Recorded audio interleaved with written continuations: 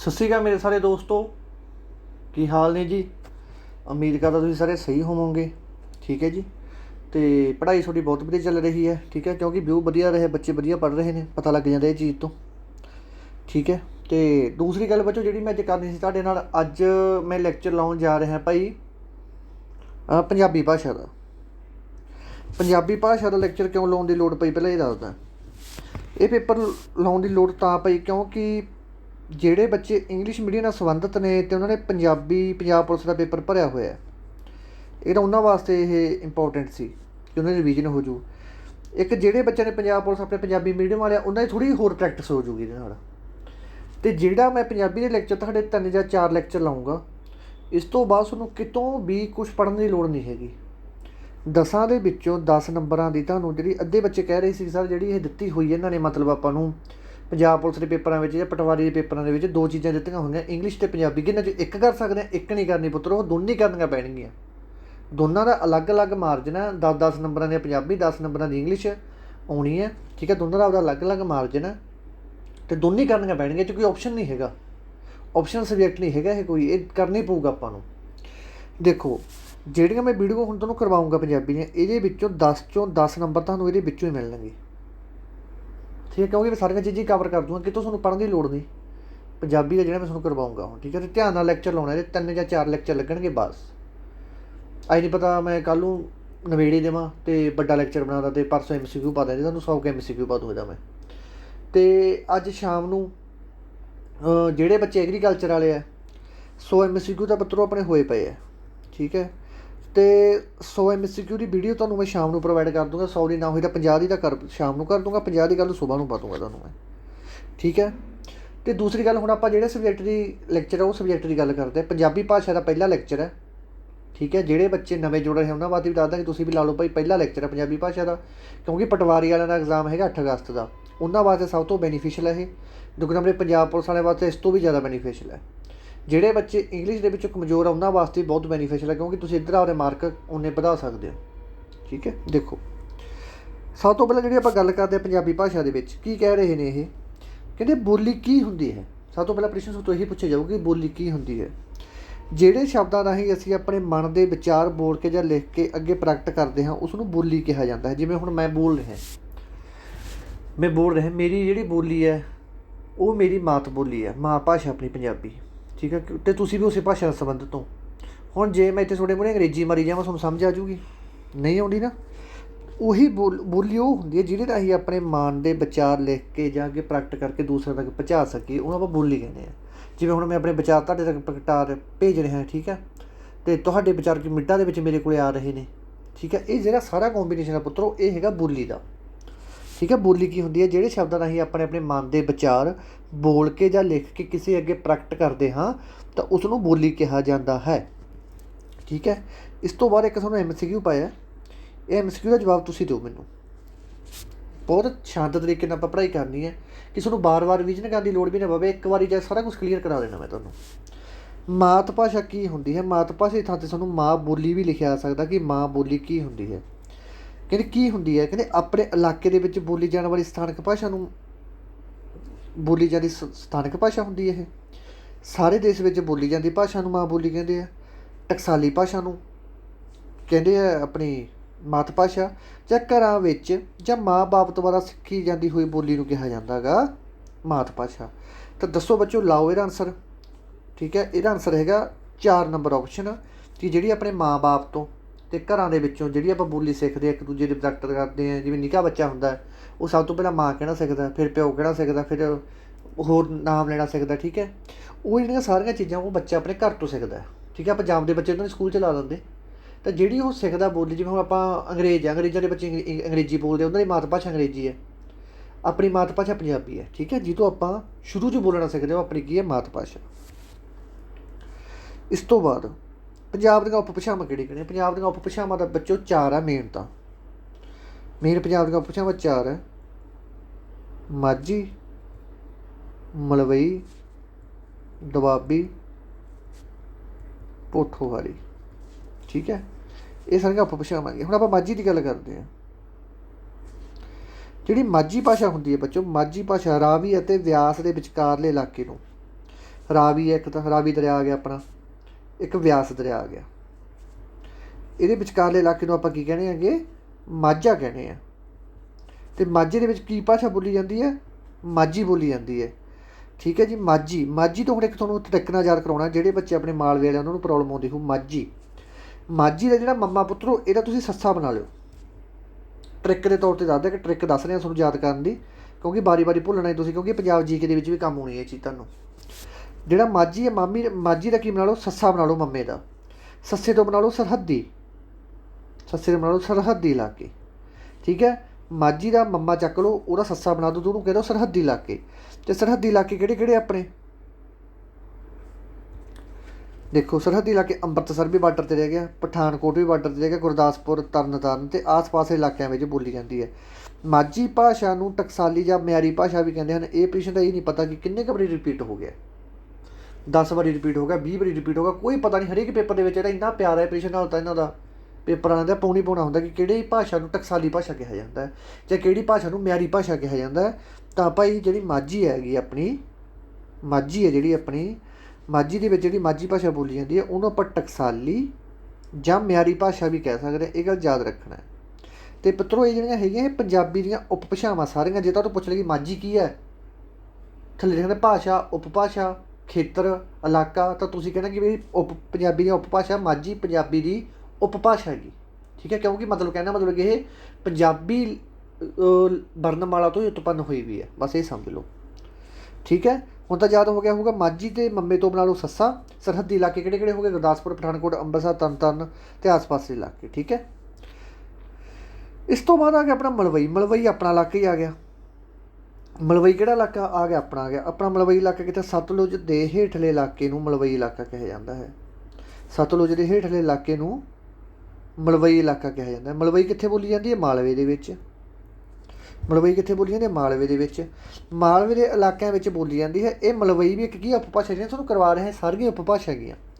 ਇਹ ਆਪਣੇ ਦੇਖੋ, ਬਠਿੰਡਾ ਤਾਂ ਆਪਣਾ ਹੋ ਹੀ ਗਿਆ, ਬਠਿੰਡਾ ਹੋ ਗਿਆ। ਬਠਿੰਡੇ ਤੋਂ ਆਪਾਂ ਲੁਧਿਆਣੇ ਤੋਂ ਪਟਿਆਲਾ ਤੋਂ ਫਿਰੋਜ਼ਪੁਰ ਅਤੇ ਨਾਭਾ, ਆਹ ਤਾਂ ਇਲਾਕਿਆਂ ਦੇ ਵਿੱਚ ਜਿਹੜੀ ਭਾਸ਼ਾ ਬੋਲੀ ਜਾਂਦੀ ਹੈ ਉਹਨੂੰ ਆਪਾਂ ਕਹਿੰਦੇ ਹਾਂ ਕਿ ਮਲਵਈ ਭਾਸ਼ਾ।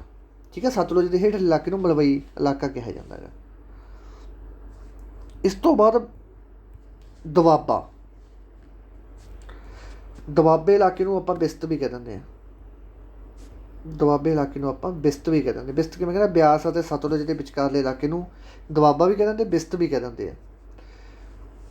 ਸਤਲੁਜ ਦੇ ਬਿਆਸ ਦੇ ਇਲਾਕੇ ਵਿੱਚ ਇਹ ਭਾਸ਼ਾ ਬੋਲੀ ਜਾਂਦੀ, ਕਿਹੜੀ, ਦੁਆਬੀ ਭਾਸ਼ਾ। ਇਹ ਕਿਹੜੇ ਕਿਹੜੇ ਇਲਾਕੇ ਆ ਗਏ, ਜਿਵੇਂ ਜਲੰਧਰ ਹੋ ਗਿਆ, ਕਪੂਰਥਲਾ, ਹੁਸ਼ਿਆਰਪੁਰ, ਇੱਧਰਲੇ ਇਲਾਕਿਆਂ ਦੇ ਵਿੱਚ ਕਿਹੜੀ ਭਾਸ਼ਾ ਬੋਲੀ ਜਾਂਦੀ ਹੈ, ਦੁਆਬੀ ਭਾਸ਼ਾ ਬੋਲੀ ਜਾਂਦੀ ਹੈ। ਪ੍ਰਸ਼ਨ ਯਾਦ ਰੱਖ ਲਓ ਚੰਗੀ ਤਰ੍ਹਾਂ।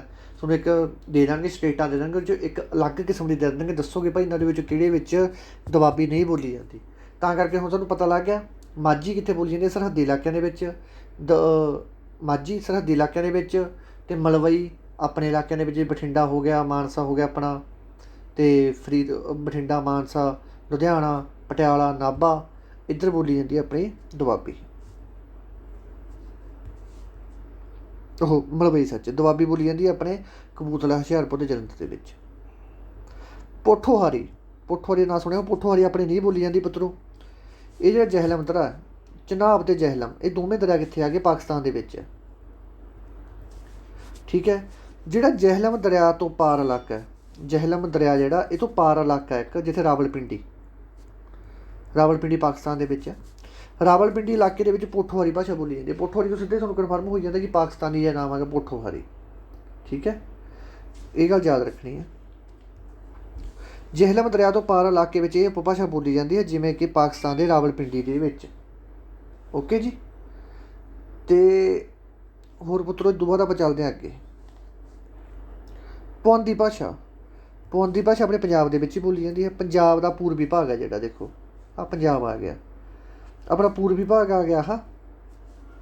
ਆਹ ਹੋ ਗਿਆ ਪੱਛਮੀ ਭਾਗ, ਆਹ ਹੋ ਗਿਆ ਦੱਖਣੀ ਭਾਗ, ਆਹ ਹੋ ਗਿਆ ਉੱਤਰੀ ਭਾਗ। ਇੱਧਰ ਕੀ ਆ ਗਿਆ ਆਪਣੇ, ਇੱਧਰ ਆ ਗਿਆ ਆਪਣੇ ਮੋਹਾਲੀ ਏਰੀਆ, ਮੋਹਾਲੀ ਆ ਗਿਆ। ਠੀਕ ਹੈ, ਅੰਬਾਲਾ, ਰੋਪੜ, ਇਹ ਸਾਰੇ ਪੂਰਬ ਸਾਈਡ ਵੱਲ ਆ ਗਈ। ਠੀਕ ਹੈ, ਪੁਆਧੀ ਪੰਜਾਬ ਦੇ ਪੰਜਾਬੀ ਪੱਪੇ ਦੇ ਪੂਰਬ। ਪੁਆਧੀ ਪੰਜਾਬ ਦੇ ਪੂਰਬੀ ਭਾਗ ਦੇ ਵਿੱਚ ਜੋ ਉਪਭਾਸ਼ਾ ਬੋਲੀ ਜਾਂਦੀ ਉਸ ਨੂੰ ਪੁਆਧੀ ਕਿਹਾ ਜਾਂਦਾ ਹੈ। ਇਹ ਰੋਪੜ, ਮੋਹਾਲੀ, ਅੰਬਾਲਾ, ਆਸ-ਪਾਸ ਦੇ ਇਲਾਕਿਆਂ ਵਿੱਚ ਬੋਲੀ ਜਾਂਦੀ ਹੈ। ਯਾਦ ਰੱਖਿਓ ਪੁਆਧੀ ਭਾਸ਼ਾ ਮੇਨ ਮੋਹਾਲੀ 'ਚ ਸਭ ਤੋਂ ਜ਼ਿਆਦਾ ਬੋਲੀ ਜਾਂਦੀ ਹੈ।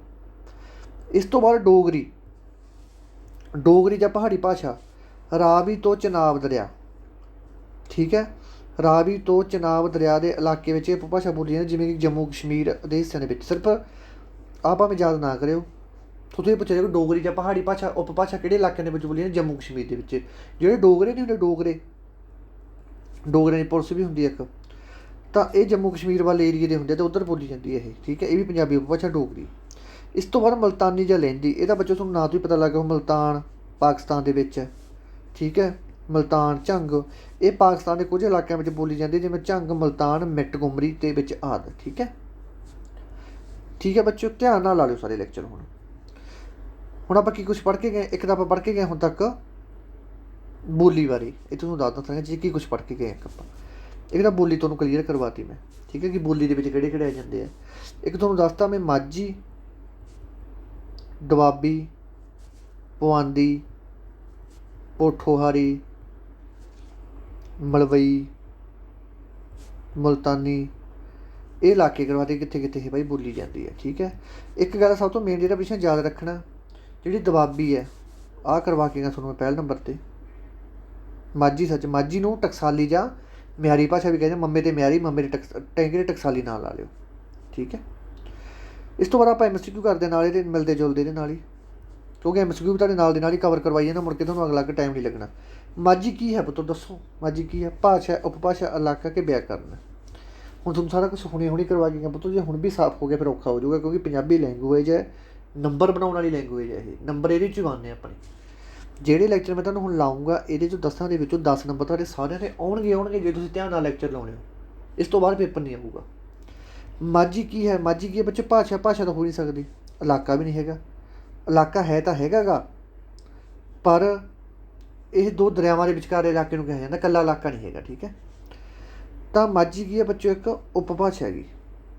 ਜਿਹੜਾ ਇਲਾਕਾ ਉਹ ਹੈਗਾ ਮਾਝਾ, ਮਾਝੀ ਨਹੀਂ ਹੈਗਾ ਇਲਾਕਾ ਆਪਣਾ, ਮਾਝਾ ਹੈਗਾ, ਠੀਕ ਹੈ। ਅਤੇ ਇਹਦਾ ਆਨਸਰ ਆ ਗਿਆ ਆਪਸ਼ਨ ਨੰਬਰ ਬੀ, ਜਿਹੜਾ ਬਿਲਕੁਲ ਸਹੀ ਆਨਸਰ ਹੈ ਕਿ ਮਾਝੀ ਇੱਕ ਉਪਭਾਸ਼ਾ। ਮਾਝੀ ਕਿੱਥੇ ਬੋਲੀ ਜਾਂਦੀ? ਤੁਹਾਨੂੰ ਕਿਹਾ ਸੀ ਮੰਮੇ ਦਾ ਬਣਾ ਲਓ ਸੱਸਾ। ਸਰਹੱਦੀ ਇਲਾਕੇ ਬਣ ਗਏ। ਸਰਹੱਦੀ ਇਲਾਕੇ ਕਿਹੜੇ ਹੋ ਗਏ ਆਪਣੇ?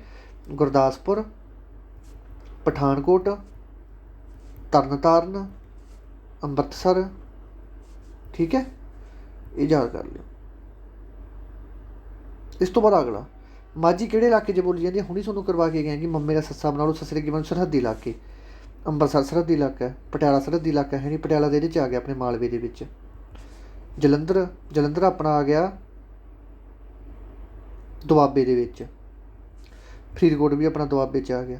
ਤਾਂ ਮਾਝੇ 'ਚ ਕਿਹੜਾ ਰਹਿ ਗਿਆ? ਮਾਝੇ 'ਚ ਰਹਿ ਗਿਆ ਅੰਮ੍ਰਿਤਸਰ, ਕਿਉਂਕਿ ਅੰਮ੍ਰਿਤਸਰ ਇੱਕ ਸਰਹੱਦੀ ਹੈ, ਠੀਕ ਹੈ। ਐਲੀਮੀਨੇਟ ਕਰਨਾ ਸਿੱਖਿਓ।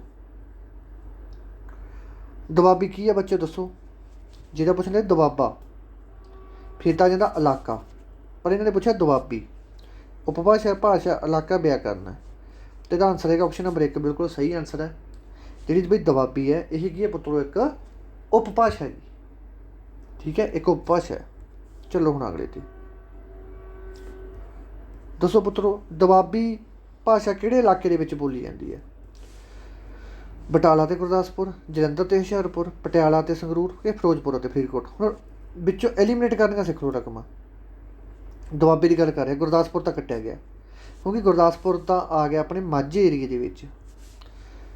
ਜਲੰਧਰ ਅਤੇ ਹੁਸ਼ਿਆਰਪੁਰ ਇਹ ਸਹੀ ਲੱਗ ਰਹੇ ਆ। ਪਟਿਆਲਾ ਅਤੇ ਸੰਗਰੂਰ ਇਹ ਨਹੀਂ ਆ ਸਕਦੇ, ਕਿਉਂਕਿ ਮਾਲਵੇ 'ਚ ਆ ਗਿਆ। ਫਰੀਦਕੋਟ ਵੀ ਆਪਣਾ, ਫਿਰੋਜ਼ਪੁਰ ਸੱਚ ਮਾਲਵੇ 'ਚ ਆ ਗਿਆ ਇੱਧਰੋਂ। ਤਾਂ ਆਪਸ਼ਨ ਨੰਬਰ 2 ਆਪਣੇ ਕੋਲ ਰਹਿ ਗਿਆ ਭਾਈ, ਦੁਆਬੀ ਭਾਸ਼ਾ ਕਿਹੜੇ ਇਲਾਕੇ ਦੇ ਵਿੱਚ ਬੋਲੀ ਜਾਂਦੀ ਹੈ? ਜਲੰਧਰ ਅਤੇ ਹੁਸ਼ਿਆਰਪੁਰ 'ਤੇ। 2 ਨੰਬਰ ਹੀ ਆਪਸ਼ਨ, ਹਾਂ ਠੀਕ ਹੈ। ਬਸ ਐਲੀਮੀਨੇਟ ਕਰਨੀਆਂ ਸਿੱਖੋ ਰਕਮਾਂ। ਜੇ ਤੁਸੀਂ ਐਲੀਮੀਨੇਟ ਕਰਨੀਆਂ ਸਿੱਖ ਗਏ ਨਾ, ਪੇਪਰ 'ਚ ਤੁੱਕਾ ਵੀ ਲਾਉਣਾ ਸੌਖਾ ਹੋ ਜਾਂਦਾ। ਤੁਹਾਨੂੰ ਦੱਸੂਗਾ ਕਿ ਤੁੱਕਾ ਵੀ ਕਿਵੇਂ ਲਾ ਕੇ ਆਉਣਾ। ਤੁੱਕਾ ਵੀ ਸਕੀਮ ਨਾਲ ਲਾਉਣਾ ਪੈਂਦਾ ਹੁੰਦਾ। ਤੁੱਕਾ ਤੁਹਾਨੂੰ ਇਹੋ ਜਿਹੇ ਤਰੀਕੇ ਨਾਲ ਲਵਾਉਂਗਾ, ਜੇ ਤੁਸੀਂ 10 ਤੁੱਕੇ ਲਾ ਕੇ ਆਉਣਾ 5 ਥੋੜ੍ਹੇ ਸਹੀ ਹੋਣਗੇ ਜਮਾਂ, ਠੀਕ ਹੈ। ਪੋਠੋਹਾਰੀ ਕੀ ਹੈ? ਪੋਠੋਹਾਰੀ ਕੀ ਹੁੰਦੀ ਹੈ? ਪੋਠੋਹਾਰੀ ਕੀ ਦੱਸੋ ਭਾਈ? ਜੇ ਉਪਭਾਸ਼ਾ, ਭਾਸ਼ਾ, ਲਿਪੀ ਹੈ ਕਿ ਖੇਤਰ ਹੈ? ਤਾਂ ਭਾਈ ਇਹ ਹੈਗੀ ਇੱਕ ਉਪਭਾਸ਼ਾ। ਆਪਸ਼ਨ ਨੰਬਰ 1 ਇਹਦਾ ਬਿਲਕੁਲ ਸਹੀ ਆਨਸਰ ਹੈ। ਤੁਹਾਨੂੰ ਆਈ ਜਾਂਦਾ ਕਿ ਪੁੱਤਰੋਂ ਨਹੀਂ, ਮੈਨੂੰ ਦੱਸਿਆ ਕਰੋ ਕਮੈਂਟਾਂ ਦੇ ਵਿੱਚ। ਪੁਆਧੀ ਕੀ ਹੈ? ਇਹ ਗੱਲ ਮੈਨੂੰ ਇਹ ਦੱਸੋ, ਪੁਆਧੀ ਬੋਲੀ ਕਿੱਥੇ ਜਾਂਦੀ ਹੈ? ਇਹ ਆਪਣੇ ਪੂਰਬੀ ਭਾਗ ਦੇ ਵਿੱਚ ਬੋਲੀ ਜਾਂਦੀ ਹੈ। ਪੂਰਬੀ ਭਾਗ ਦੇ ਵਿੱਚ ਆਪਣੇ ਕੀ ਆ ਗਿਆ? ਅੰਬਾਲਾ, ਮੋਹਾਲੀ, ਰੋਪੜ, ਠੀਕ ਹੈ। ਪੁਆਧੀ ਕੀ ਹੈ ਭਾਈ? ਭਾਸ਼ਾ ਹੈ, ਉਪਭਾਸ਼ਾ ਲਿਪੀ ਹੈ ਕਿ ਵਰਣਮਾਲਾ? ਇਹਦਾ ਆਨਸਰ ਹੈਗਾ ਭਾਈ ਆਪਸ਼ਨ ਨੰਬਰ 2, ਇਹ ਇੱਕ ਉਪਭਾਸ਼ਾ ਹੈਗੀ। ਇਸ ਤੋਂ ਬਾਅਦ ਅਗਲਾ ਜੀ ਕਹਿੰਦੇ ਪੁਆਧੀ ਉਪਭਾਸ਼ਾ ਕਿਹੜੇ ਖੇਤਰ ਵਿੱਚ ਬੋਲੀ ਜਾਂਦੀ ਹੈ? ਦੱਸੋ ਪੁੱਤਰੋ, ਜਿਹੜੀ ਪੁਆਧੀ ਉਪਭਾਸ਼ਾ ਕਿਹੜੇ ਖੇਤਰ ਦੇ ਵਿੱਚ ਬੋਲੀ ਜਾਂਦੀ ਹੈ? ਬਸ ਐਲੀਮੀਨੇਸ਼ਨ ਮੈਥਡ ਲਾਉਣਾ ਆਪਾਂ। ਆਹ ਤਾਂ ਪਹਿਲੀ ਕੱਟ ਦੋ ਕਿਉਂਕਿ ਇਹਦਾ ਮਾਝਾ ਇਲਾਕਾ ਆ ਗਿਆ। ਬਠਿੰਡਾ ਕੱਟ ਦੋ, ਇਹ ਮਲਵਈ ਇਲਾਕਾ ਆ ਗਿਆ। ਜਲੰਧਰ ਤੇ ਕਪੂਰਥਲਾ ਕੱਟ ਦੋ, ਇਹ ਦੁਆਬਾ ਖੇਤਰ ਆ ਗਿਆ। ਅਤੇ ਕੱਟ ਕਟਾ ਕੇ ਕੀ ਬਚ ਗਿਆ ਆਪਣੇ? ਰੂਪਨਗਰ ਤੇ ਰਾਜਪੁਰਾ ਕਿੱਧਰ ਆ? ਮਹਾਲੀ ਵਾਲੀ ਸਾਈਡ 'ਤੇ। ਤਾਂ ਇਹੀ ਇਹਦਾ ਆਨਸਰ ਨੰਬਰ ਆਪਸ਼ਨ ਨੰਬਰ ਏ ਦਾ ਬਿਲਕੁਲ ਸਹੀ ਆਨਸਰ ਹੈ। ਠੀਕ ਹੈ, ਐਲੀਮੀਨੇਟ ਕਰਨਾ ਸਿੱਖ ਲਿਆ ਕਰੋ। ਜੇ ਆਨਸਰ ਨਹੀਂ ਵੀ ਆਉਂਦਾ ਨਾ, ਜੇ ਤੁਸੀਂ ਐਲੀਮੀਨੇਟ ਕਰਨਾ ਆਉਂਦਾ ਤੁਹਾਨੂੰ ਆਨਸਰ ਆ ਜੂ, ਆਟੋਮੈਟਿਕ ਹੀ ਆ ਜਾਊਗਾ। ਆਹ ਦੇਖੋ ਜੀ, ਮੰਨ ਲਓ ਤੁਸੀਂ ਕੁਛ ਵੀ ਨਹੀਂ ਪੜ੍ਹਿਆ, ਤੁਹਾਨੂੰ ਮਾੜਾ ਮੋਟਾ ਗਿਆਨ ਆ ਗਿਆ, ਤੁਸੀਂ ਕੁਛ ਵੀ ਨਹੀਂ ਪੜ੍ਹਿਆ, ਆਪਾਂ ਨੂੰ ਪਤਾ ਪ੍ਰਸ਼ਨ ਪੰਜਾਬ ਦੀ ਲਹਿੰਦੀ ਉਪਭਾਸ਼ਾ ਕਿਸ ਖੇਤਰ ਵਿੱਚ ਬੋਲੀ ਹੈ? ਲਹਿੰਦੀ ਤੋਂ ਸਿੱਧਾ ਪਤਾ ਲੱਗ ਗਿਆ ਪਾਕਿਸਤਾਨ ਦੇ ਵਿੱਚ ਬੋਲੀ ਜਾਂਦੀ ਹੈ। ਆਹ ਤਾਂ ਸਿੱਧੀਆਂ ਐਲੀਮੀਨੇਟ ਹੋ ਗਈਆਂ। ਮੁਲਤਾਨ ਦੇ ਝੰਗ ਰਹਿ ਗਏ ਮਗਰ, ਇਹ 'ਚ ਲਹਿੰਦੀ ਭਾਸ਼ਾ ਬੋਲੀ ਜਾਂਦੀ ਹੈ। ਠੀਕ ਹੈ, ਬਸ ਪੁੱਤੋ ਥੋੜ੍ਹਾ ਜਿਹਾ ਤੁਹਾਨੂੰ ਐਕਟਿਵ ਰਹਿਣਾ ਪਊਗਾ ਪੇਪਰ, ਜਿੰਨਾ ਤੁਸੀਂ ਐਕਟਿਵ ਰਹੋਗੇ ਉਨੀ ਸਹੀ ਰਹੋਗੇ। ਇਹਨਾਂ ਵਿੱਚੋਂ ਪੰਜਾਬ ਦੀ ਉਪਭਾਸ਼ਾ ਕਿਹੜੀ ਨਹੀਂ ਹੈ? ਪੰਜਾਬੀ ਦੀ ਉਪਭਾਸ਼ਾ ਇਹਨਾਂ ਵਿੱਚੋਂ ਕਿਹੜੀ ਨਹੀਂ ਹੈ? ਮਾਝੀ ਵੀ ਹੈਗੀ ਹੈ, ਪੁਆਧੀ ਵੀ ਹੈਗੀ ਹੈ, ਮਲਵਈ ਵੀ ਹੈਗੀ ਹੈ, ਦੇਵਨਾਗਰੀ ਨਹੀਂ ਹੈਗੀ ਪੁੱਤਰੋ। ਦੇਵਨਾਗਰੀ ਕੀ ਹੈ ਕਮੈਂਟਾਂ ਦੇ ਵਿੱਚ ਦੱਸੋ। ਜਿਵੇਂ ਆਪਣੀ ਪੰਜਾਬੀ ਦੀ ਲਿਪੀ ਕਿਹੜੀ ਹੈ? ਪੰਜਾਬੀ ਦੀ ਲਿਪੀ ਕਿਹੜੀ ਲਿਪੀ ਹੈ? ਪੰਜਾਬੀ ਦੀ ਲਿਪੀ ਗੁਰਮੁਖੀ ਲਿਪੀ ਹੈ। ਗੁਰਮੁਖੀ ਲਿਪੀ ਤੋਂ ਕੀ ਬਣੀ ਹੈ? ਪੰਜਾਬੀ ਭਾਸ਼ਾ ਬਣੀ ਹੈ। ਉਵੇਂ ਜਿਵੇਂ ਜਿਹੜੀ ਦੇਵਨਾਗਰੀ ਹੈ ਇਹ ਹਿੰਦੀ ਭਾਸ਼ਾ ਦੀ ਲਿਪੀ ਹੈ। ਹਿੰਦੀ ਭਾਸ਼ਾ ਦੀ ਲਿਪੀ ਕਿਹੜੀ ਹੈ? ਦੇਵਨਾਗਰੀ। ਇਹ ਗੱਲ ਯਾਦ ਰੱਖਣਾ ਹੈ। ਇਹ ਪ੍ਰਸ਼ਨ ਪਿਛਲੀ ਵਾਰ ਪੰਜਾਬੀ ਦੇ ਪੇਪਰ 'ਚ ਪ੍ਰਸ਼ਨ ਪਾਇਆ ਕਿ ਦੇਵਨਾਗਰੀ ਨਾਲ ਵਿੱਚੋਂ ਕਿਹੜੀ ਭਾਸ਼ਾ ਦੀ ਲਿਪੀ ਹੈ? ਤਾਂ ਇਹ ਹਿੰਦੀ ਭਾਸ਼ਾ ਦੀ ਲਿਪੀ ਹੈ। ਠੀਕ ਹੈ, ਇਹ ਵੀ ਯਾਦ ਰੱਖਣਾ। ਤੁਹਾਨੂੰ ਕੋਈ ਚੀਜ਼ ਨਹੀਂ ਸਕਿੱਪ ਕਰਦਾ। ਬਾਅਦ ਜਿਹੜੀਆਂ ਤੁਹਾਨੂੰ ਵੀਡੀਓ ਲਾਊਂਗਾ ਪੰਜਾਬੀ ਨੇ, ਇਹ ਲਾ ਲਓ, ਪਟਵਾਰੀ ਵਾਲੀ ਵੀ ਲਾ ਲਓ, ਪੰਜਾਬ ਪੁਲਿਸ ਵਾਲੀ ਤਾਂ ਲਾਉਣੀ ਹੈ। ਅਤੇ ਇੰਨੀ ਮੈਂ ਗਰੰਟੀ ਲੈਂਦਾ ਕਿ ਤੁਹਾਡੇ 10 ਦੇ ਵਿੱਚੋਂ 10 ਨੰਬਰ ਇਹਦੇ ਵਿੱਚੋਂ ਹੀ ਮਿਲਣਗੇ ਤੁਹਾਨੂੰ। 10 'ਚੋਂ 10 ਨੰਬਰ ਦਾ ਟਾਰਗੇਟ ਆਪਣਾ। ਇਸ ਤੋਂ ਬਾਅਦ ਆ ਗਿਆ ਵਿਆਕਰਨ। ਵਿਆਕਰਨ ਨੂੰ ਜਿਹਨੂੰ ਆਪਾਂ ਇੰਗਲਿਸ਼ ਦੇ ਵਿੱਚ ਗ੍ਰਾਮਰ ਕਹਿ ਦਿੰਦੇ ਹਾਂ। ਹੁਣ ਆਹ ਵਿਆਕਰਨ ਵਾਲਾ ਟੌਪਿਕ ਚੱਲ ਪਿਆ। ਕਿਸੇ ਬੋਲੀ ਨੂੰ ਠੀਕ ਲਿਖਣ ਅਤੇ ਬੋਲਣ ਲਈ ਜਿਨ੍ਹਾਂ ਨਿਯਮਾਂ ਦੀ ਵਰਤੋਂ ਕੀਤੀ ਜਾਂਦੀ ਹੈ ਉਸ ਨੂੰ ਵਿਆਕਰਨ ਕਿਹਾ ਜਾਂਦਾ। ਕੋਈ ਬੋਲੀ ਆਪਣੀ ਲਿਖਣੀ ਹੈ ਪੁੱਤਰੋ, ਠੀਕ ਹੈ, ਜਦੋਂ ਆਪਾਂ ਆਪਦੇ ਹਾਵ ਭਾਵ ਕਿਸੇ ਤੱਕ ਪਹੁੰਚਾਉਣੇ ਹੁੰਦਾ ਬੋਲੀ ਕਹਿੰਦੇ ਆ। ਕਿਸੇ ਬੋਲੀ ਨੂੰ ਠੀਕ ਢੰਗ ਨਾਲ ਲਿਖਣ ਦੀ ਗੱਲ ਕਰ ਰਹੇ ਹਾਂ, ਬੋਲਣ ਦੀ ਗੱਲ ਕਿ ਕਿਸੇ ਠੀਕ ਢੰਗ ਨਾਲ ਲਿਖਣ। ਜੇ ਆਪਾਂ ਲਿਖਾਂਗੇ ਫਿਰ ਹੀ ਬੋਲਾਂਗੇ ਆਪਾਂ ਨੂੰ ਸਹੀ ਢੰਗ ਨਾਲ। ਠੀਕ ਹੈ, ਬੋਲਣ ਲਈ ਜਿਨ੍ਹਾਂ ਨਿਯਮਾਂ ਦੀ ਵਰਤੋਂ ਕੀਤੀ ਜਾਂਦੀ ਹੈ ਉਸ ਨੂੰ ਵਿਆਕਰਨ ਕਿਹਾ ਜਾਂਦਾ ਹੈ। ਸਭ ਤੋਂ ਮੇਨ ਪ੍ਰਸ਼ਨ ਜਿਹੜਾ ਪੇਪਰ ਦੇ ਵਿੱਚ ਅਕਸਰ ਪੁੱਛਿਆ ਜਾਂਦਾ ਉਹ ਹੈਗਾ ਆ ਪਿਆ। ਧੁਨੀ ਵਿਆਕਰਨ ਦੀ ਸਭ ਤੋਂ ਛੋਟੀ ਇਕਾਈ ਹੈ। ਧੁਨੀ ਵਿਆਕਰਨ ਦੀ ਸਭ ਤੋਂ ਛੋਟੀ ਇਕਾਈ ਕਿਹੜੀ ਹੈ? ਧੁਨੀ ਹੈ। ਇਹ ਗੱਲ ਯਾਦ ਰੱਖਣੀ ਹੈ। ਠੀਕ ਹੈ, ਪੇਪਰ ਦੇ ਵਿੱਚ ਆਮ ਤੌਰ 'ਤੇ ਪ੍ਰਸ਼ਨ ਤੁਹਾਨੂੰ ਦੇਖਣ ਨੂੰ ਮਿਲੂਗਾ ਇਹ ਕਿ ਵਿਆਕਰਨ ਦੀ ਸਭ ਤੋਂ ਛੋਟੀ ਇਕਾਈ ਕਿਹੜੀ ਹੈ? ਕਿਹੜੀ ਹੈ ਬੱਚੋ? ਧੁਨੀ ਵਿਆਕਰਨ ਦੀ ਸਭ ਤੋਂ ਛੋਟੀ ਇਕਾਈ ਹੈ। ਜਿਹੜੀ ਆ ਇਹ ਧੁਨੀਆਂ ਹੈਗੀਆਂ ਪੁੱਤਰੋ। ਠੀਕ ਹੈ, ਵਿਆਕਰਨ ਤੁਹਾਨੂੰ ਪਤਾ ਲੱਗ ਗਿਆ। ਵਿਆਕਰਨ ਕੀ ਹੈ? ਕਿਸੇ ਭਾਸ਼ਾ ਨੂੰ ਠੀਕ ਲਿਖਣ ਅਤੇ ਬੋਲਣ ਲਈ ਜੇ ਨਿਯਮਾਂ ਦੀ ਵਰਤੋਂ ਕੀਤੀ ਜਾਂਦੀ ਹੈ ਉਸ ਨੂੰ ਵਿਆਕਰਨ ਕਹਿੰਦੇ ਹਨ। ਪੰਜਾਬੀ ਦੀ ਇੰਗਲਿਸ਼ ਦੇ ਵਿੱਚ ਉਹਨੂੰ ਗ੍ਰਾਮਰ ਕਹਿ ਦਿੰਦੇ ਆ। ਧੁਨੀ ਵਿਆਕਰਨ ਦੀ ਸਭ ਤੋਂ ਛੋਟੀ ਇਕਾਈ ਹੈ। ਅੱਗੇ ਜਾ ਕੇ ਧੁਨੀ ਦੀਆਂ ਕਿੰਨੀਆਂ ਕਿਸਮਾਂ ਹਨ? ਧੁਨੀ ਦੀਆਂ 2 ਕਿਸਮਾਂ ਹਨ ਪੁੱਤਰੋ। 2 ਕਿਸਮਾਂ ਹਨ ਧੁਨੀ ਦੀਆਂ। ਕਿਹੜੀਆਂ ਧੁਨੀ ਦੀਆਂ 2 ਕਿਸਮਾਂ ਹੈਗੀਆਂ? ਇੱਕ ਤਾਂ ਹੈਗਾ ਸਵਰ ਧੁਨੀਆਂ, ਇੱਕ ਹੁੰਦਾ ਵੰਜਨ ਧੁਨੀਆਂ। ਇੱਕ ਹੁੰਦੀਆਂ ਸਵਰ ਧੁਨੀਆਂ, ਇੱਕ ਹੁੰਦੀਆਂ ਵਿਅੰਜਨ ਧੁਨੀਆਂ। ਹੁਣ ਆਪਾਂ ਸਭ ਤੋਂ ਪਹਿਲਾਂ ਗੱਲ ਕਰਦੇ ਹਾਂ ਸਵਰ ਧੁਨੀਆਂ ਕਿੰਨੀਆਂ ਹੁੰਦੀਆਂ। ਜਿਵੇਂ ਆਪਾਂ ਨੂੰ ਪੰਜਾਬੀ ਦੇ ਇੰਗਲਿਸ਼ ਦੇ ਵਿੱਚ ਆਪਾਂ ਕਹਿੰਦੇ ਵੋਵਲ ਅੱਖਰ ਹੁੰਦੇ ਆ, ਇੰਗਲਿਸ਼ ਦੇ ਵਿੱਚ ਵੋਵਲ ਅੱਖਰ ਹੁੰਦੇ ਆ, ਉਵੇਂ ਜਿਵੇਂ ਸਵਰ ਕਹਿੰਦੇ ਆ ਪੰਜਾਬੀ ਦੇ ਵਿੱਚ ਵੋਵਲ ਅੱਖਰਾਂ ਨੂੰ ਸਵਰ ਕਹਿੰਦੇ ਆ। ਅਤੇ ਆਪਣੇ ਪੰਜਾਬੀ ਦੇ ਵੋਵਲ ਅੱਖਰ ਜਾਂ ਸਵਰ ਕਿਹੜੇ ਹੈਗੇ? ਉਹ ਹੈਗੇ ਆਪਣੇ ਊੜਾ, ਆੜਾ, ਈੜੀ। ਠੀਕ ਹੈ, ਆਪਣੇ ਪੰਜਾਬੀ ਧੁਨੀ ਦੀਆਂ ਦੇਖੋ ਵਿਆਕਰਨ ਤੁਹਾਨੂੰ ਦੱਸਤਾ। ਇਹ ਤੋਂ ਬਾਅਦ ਕਿ ਧੁਨੀ ਵਿਆਕਰਨ ਦੀ ਸਭ ਤੋਂ ਛੋਟੀ ਇਕਾਈ ਹੈ। ਧੁਨੀ ਨੂੰ ਕਹਾ ਜਾ ਕੇ 2 ਭਾਗਾਂ 'ਚ ਵੰਡਿਆ ਗਿਆ। ਕਿਹੜੇ? ਸਵਰ ਧੁਨੀਆਂ, ਵੰਜਨ ਧੁਨੀਆਂ। ਹੁਣ ਆਪਾਂ ਗੱਲ ਕਰਦੇ ਹਾਂ ਸਵਰ ਧੁਨੀਆਂ ਬਾਰੇ। ਸਵਰ ਧੁਨੀਆਂ ਦੀ ਸੰਖਿਆ 3 ਹੈ। ਸਵਰ ਧੁਨੀਆਂ ਦੀ ਸੰਖਿਆ ਪੰਜਾਬੀ ਵਿੱਚ ਸਵਰਾਂ ਦੀ ਸੰਖਿਆ 3 ਹੈ। ਠੀਕ ਹੈ, ਪੰਜਾਬੀ ਦੇ ਵਿੱਚ ਸਵਰ ਹੈ। ਸਵਰ 2 ਕਿਸਮਾਂ 'ਚ ਵੰਡਿਆ ਗਿਆ, ਸਵਰ ਧੁਨੀਆਂ ਅਤੇ ਸਵਰ ਵੰਜਨ। ਜਿਹੜੇ ਸਵਰ ਧੁਨੀਆਂ ਬਈ ਪੰਜਾਬੀ ਦੇ ਵਿੱਚ ਜਿਹੜੇ ਸਵਰ ਹੈਗੇ ਉਹ 3 ਹੈ। ਠੀਕ ਹੈ, ਯਾਦ ਰੱਖਣੇ ਪੰਜਾਬੀ ਦੇ ਵਿੱਚ ਜਿਹੜੇ ਸਵਰ ਹੈ ਉਹ 3 ਹੈ। ਅਤੇ ਸਵਰ ਧੁਨੀਆਂ ਦੀ ਵਰਤੋਂ ਸੁਰ ਧੁਨੀਆਂ ਕਿੰਨੀਆਂ ਇਹਦੇ ਵਿੱਚ 10 ਹੈ। ਸੁਰ ਧੁਨੀਆਂ ਕਿੰਨੀਆਂ ਇਹਦੇ ਵਿੱਚ 10 ਹੈ। ਇਹ ਗੱਲ ਯਾਦ ਰੱਖਣੀ ਹੈ। ਸਵਰਾਂ ਦੀ ਸੰਖਿਆ ਕਿੰਨੀ ਹੈ ਪੰਜਾਬੀ ਦੇ ਵਿੱਚ? ਸਵਰਾਂ ਦੀ ਸੰਖਿਆ ਕਿੰਨੀ ਹੈ ਜਾਂ ਵੋਵਲ ਅੱਖਰਾਂ ਦੀ ਸੰਖਿਆ 3 ਹੈ। ਅਤੇ ਧੁਨੀਆਂ ਦੀ ਸੰਖਿਆ ਕਿੰਨੀ ਹੈ? ਭਾਗ 3 ਹੈ। ਠੀਕ ਹੈ, 3 ਉਹ ਹੈ ਸੰਖਿਆ ਹੈਗੀ। ਸੁਰ ਧੁਨੀਆਂ ਦੀ ਸੰਖਿਆ ਕਿੰਨੀ ਹੈ? ਜੇ ਉਹ ਪੁੱਛੂ ਤੋਂ ਕਿ ਪੰਜਾਬੀ ਦੀ ਵਿਆਕਰਨ ਦੇ ਵਿੱਚ ਸਵਰਾਂ ਦੀ ਸੰਖਿਆ ਕਿੰਨੀ ਹੈ, ਸਵਰਾਂ ਦੀ, ਤਾਂ ਆਪਾਂ 3 ਕਹਿਣਾ। ਜਿਹਨੇ ਪੁੱਛਿਆ ਸੁਰ ਧੁਨੀਆਂ ਦੀ ਸੰਖਿਆ ਕਿੰਨੀ ਹੈ, ਫਿਰ ਆਪਾਂ 10 ਕਹਿਣਾ। ਠੀਕ ਹੈ, ਉਹ ਸੁਰ ਧੁਨੀਆਂ ਕਿਹੜੀਆਂ ਦੇਖੋ। ਆ ਪਈਆਂ ਉਹ ਸਵਰ ਧੁਨੀਆਂ, ਆੜਾ, ਆ, ਈ, ਊੜੇ, ਓ, ਓ। ਇਹਨੂੰ ਇੱਕ ਟ੍ਰਿਕ ਦੱਸ, ਤੁਹਾਨੂੰ ਟ੍ਰਿਕ ਨਾਲ ਯਾਦ ਕਰਵਾਉਣਾ, ਤੁਹਾਨੂੰ ਬਹੁਤ ਸੌਖੀ ਟ੍ਰਿਕ ਨਾਲ ਯਾਦ ਕਰਵਾਉਣਾ। ਸਭ ਤੋਂ ਪਹਿਲਾਂ ਕੀ ਆਉਂਦਾ ਹੁੰਦਾ ਆਪਣੇ ਕੋਲ? ਊੜਾ ਹੁੰਦਾ। ਇੱਕ ਊੜਾ ਤਾਂ ਇਹ ਤਾਰ ਲਓ, ਇੱਕ ਊੜੇ ਦੇ ਪੈਰ ਚਾਂਕੜ ਲਾ ਲਓ, ਇੱਕ ਊੜੇ ਦੇ ਪੈਰ 'ਚ ਦਰੈਂਕੜ ਲਾ ਲਓ, ਠੀਕ ਹੈ। 3 ਅੱਖਰ ਕਲੀਅਰ ਕਰਕੇ ਦੋ ਵਾਰ ਕੀ ਆਉਂਦਾ ਹੁੰਦਾ? ਆੜਾ ਆਉਂਦਾ ਹੁੰਦਾ। ਆੜਾ ਇਕੱਲਾ ਵੀ ਆ ਸਕਦਾ, ਆੜੇ ਨਾਲ ਕੰਨਾ ਵੀ ਆ ਸਕਦਾ, ਆੜੇ ਨਾਲ ਲਾਵਾਂ ਲਾ ਲਓ, ਆੜੇ ਨਾਲ ਹੌੜਾ ਲਾ ਲਓ, ਬਸ ਠੀਕ ਹੈ। ਦੋ ਵਾਰ ਹੋਰ ਤਾਂ ਨਹੀਂ ਕਿਸੇ ਢੰਗ ਨਾਲ ਆਪਾਂ ਆੜੇ ਨੂੰ ਲਿਖ ਸਕਦੇ। ਕਿੰਨੇ ਹੋ ਗਏ? 3 4 5 6 7, 2 ਰਹਿ ਗਏ। 2 ਕਿਹੜੇ ਰਹਿ ਗਏ? ਈ ਰਹਿ ਗਈ, ਈੜੀ ਰਹਿ ਗਈ, ਠੀਕ ਹੈ। ਆਹ ਯਾਦ ਕਰ ਲਓ ਟ੍ਰਿਕ ਨਾਲ, ਪਹਿਲਾਂ ਊੜੇ ਵਾਲੇ, ਫਿਰ ਆੜੇ ਵਾਲੇ, ਫਿਰ ਈੜੀ ਵਾਲੇ। ਸਵਰ ਧੁਨੀਆਂ ਕਿੰਨੀਆਂ ਹੋ ਗਈਆਂ? 10। ਸਵਰ ਕਿੰਨੇ ਹੋ ਗਏ? 3।